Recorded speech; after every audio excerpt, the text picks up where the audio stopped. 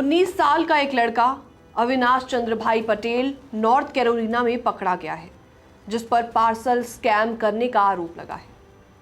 और इसी के साथ इस लड़के ने इंडियन कम्युनिटी का नाम शर्मसार कर दिया है। क्या है पूरा मामला, चलिए आपको सब कुछ डिटेल में बताते हैं। नमस्कार, मैं हूं आपके साथ प्रेरणा कौशिक। तो पुलिस के मुताबिक अविनाश 25 सितंबर को ली काउंटी में एक सीनियर सिटीजन के घर पैसों की डिमांड करने के लिए पहुंचा था। उसने खुद को माइक्रोसॉफ्ट का रिप्रेजेंटेटिव बताकर कहा कि उनके कंप्यूटर में कोई इशू है और इसे अनलॉक करने के लिए पैसे चाहिए। विक्टिम को इंस्ट्रक्शन दी गई कि कैश एक बॉक्स में पैक कर दो और कोई व्यक्ति उसे लेने के लिए आ जाएगा। पहले ही $1000 लेने के बाद स्कैमर पीछा नहीं छोड़ रहा था। लकीली बैंक ने तुरंत पुलिस को इन्फॉर्म कर दिया। उसके बाद पुलिस ने ट्रैप सेट किया और जब अविनाश पैसे लेने के लिए उनके घर पहुंचा तो उसे रंगे हाथों पकड़ लिया गया। अविनाश एपेक्स नॉर्थ कैरोलिना में रहता है और उस पर फेक आइडेंटिटी देकर पैसे लेने और फ्रॉड करने का चार्ज लगाया हुआ है। गिरफ्तारी के अगले दिन उसे कोर्ट में पेश किया गया और जज ने उसके लिए $75,000 का सिक्योर्ड बॉन्ड भी तय कर दिया। इसका मतलब है कि जितना पैसा बॉन्ड में जमा होगा उसे अदालत में जमा करना पड़ेगा।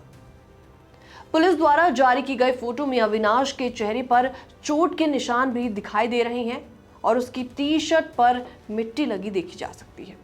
जेल में ली गई दूसरी फोटो में उसके फेस पर बैंडेज भी देखा जा सकता है। पॉसिबल है कि गिरफ्तारी के दौरान पुलिस के फोर्स एक्शन की वजह से उसे चोट लगी हो। अभी तक ये साफ नहीं हो पाया है कि अविनाश अमेरिका में किस स्टेटस पर मौजूद है। उसका क्या स्टेटस है, क्या वो लीगल है, क्या वो इलीगल है, इसका पता नहीं चल पाया है।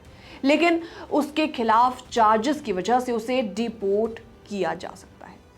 पुलिस की जांच अभी भी जारी है और हो सकता है कि इस पर और भी चार्जेस लगाए जाएं आगे चलकर। ये कोई अकेला ऐसा मामला नहीं है, बल्कि कई गुजरातीज इसी तरीके के स्कैम्स में पहले भी फंस चुके हैं। कुछ लोगों को 4 से 7 साल या फिर उससे ज्यादा की जेल की सजा सुनाई गई। हाल ही में न्यू जर्सी के ध्रुव पटेल को भी इसी तरीके के पार्सल स्कैम में अरेस्ट कर लिया गया था। ध्रुव पटेल पहले भी पकड़ा गया था और बॉन्ड पर उसको छोड़ दिया गया था, लेकिन उसने फिर से वही फ्रॉड करना शुरू कर दिया और उसके खिलाफ $9.1 मिलियन के नुकसान के लिए मल्टीपल विक्टिम्स की कंप्लेंट है। तो ये केस बताता है कि कुछ लोग मेहनत के बिना पैसों के लिए किस तरीके से स्कैम में उलझ जाते हैं और साथ ही साथ वो इंडियन कम्युनिटी का नाम भी काफ़ी ज़्यादा खराब करते हैं। फिलहाल इस खबर में इतना ही। बाकी तमाम अपडेट्स के लिए आप बने रहिए हमारे साथ।